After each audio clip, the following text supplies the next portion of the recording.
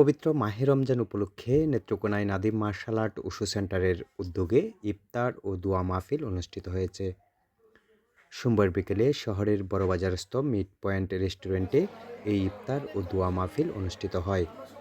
ইফতার ও দোয়া মাহফিলে বক্তব্য রাখেন নাদিম মার্শাল আর্ট উশু সেন্টারের প্রতিষ্ঠাতা ও প্রধান প্রশিক্ষক নাদিম আহমেদ, উপদেষ্টা শ্যামলেন্দু পাল, জেলা প্রেসক্লাব সম্পাদক মাহবুবুল কিবরিয়া চৌধুরী হেলিম, নাদিম উশু সেন্টারের সহসভাপতি সৈয়দ হাফিজ উদ্দিন সিদ্দিক, সাংবাদিক এ.কে.এম আবদুল্লাহ সহ আরও অনেকে।